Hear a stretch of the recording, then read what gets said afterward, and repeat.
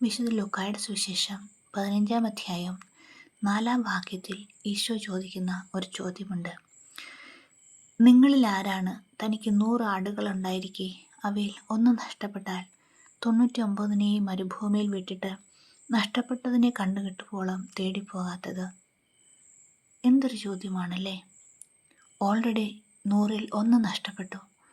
ബാക്കി 99 മരുഭൂമിയിൽ വിട്ടിട്ട് പോയാൽ തിരികെ വരുമ്പോൾ 10 കൂടിയെങ്കിലും കാണാതാകില്ലേ?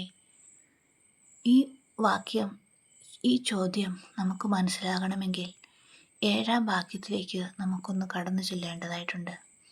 ഈശോ പറയുന്നു, അതുപോലെ തന്നെ അനുതാപം ആവശ്യമില്ലാത്ത 99 നീതിമാന്മാരെക്കുറിച്ച് എന്നതിനേക്കാൾ അനുതപിക്കുന്ന ഒരു പാപിയെക്കുറിച്ച് സ്വർഗത്തിൽ കൂടുതൽ സന്തോഷമുണ്ടാകും എന്ന്. അതേ പ്രിയമുള്ളവരെ, ആ 99 ആടുകൾ അനുതാപം ആവശ്യമില്ലാത്ത നീതിമാന്മാരാണ്.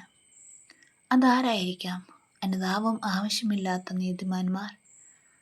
അതെ, സ്വയം നല്ലവരെന്നും വിശുദ്ധരെന്നും നീതിമാന്മാരെന്നും ധരിക്കുകയും മറ്റുള്ളവരെ താഴ്ത്തിക്കെട്ടുകയും പുച്ഛിക്കുകയും ചെയ്യുന്ന നീതിമാന്മാർ. അവർ തങ്ങളെ മറ്റുള്ളവരിൽ നിന്നും മെച്ചപ്പെട്ടവരായി കണക്കാക്കുന്നു.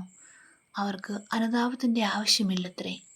കാരണം അവർ പ്രാർത്ഥിക്കുന്നുണ്ട്, ഉപവസിക്കുന്നുണ്ട്, ദാനധർമ്മം ചെയ്യുന്നുണ്ട്, ഒരുപാട് നന്മ പ്രവൃത്തികൾ ചെയ്യുന്നുണ്ട്.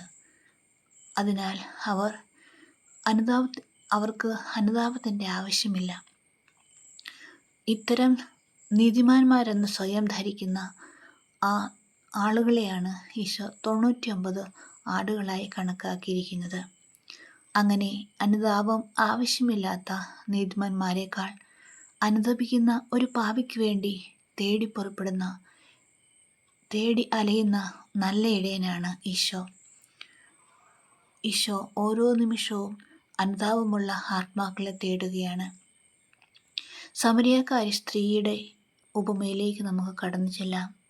അവൾ അനുതപിച്ചിട്ടുണ്ടാവാം, നല്ല ജീവിതം നയിക്കണമെന്ന് ആഗ്രഹിച്ചിട്ടുണ്ടാവാം, പശ്ചാത്തപിച്ചിട്ടുണ്ടാകാം, തെറ്റുകളെക്കുറിച്ച് മനസ്തപിച്ചിട്ടുണ്ടാവാം, തിരിച്ചു വരണമെന്ന് അവൾക്ക് ആഗ്രഹമുണ്ടായിരുന്നിരിക്കാം.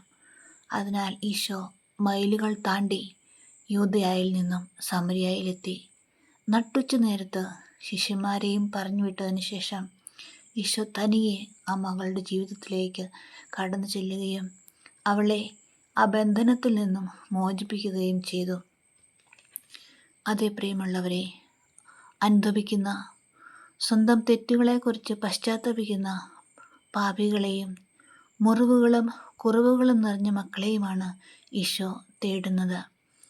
അങ്ങനെയുള്ളവരെ പ്രതിയാണ് സ്വർഗത്തിൽ സന്തോഷമുണ്ടാകുന്നത്.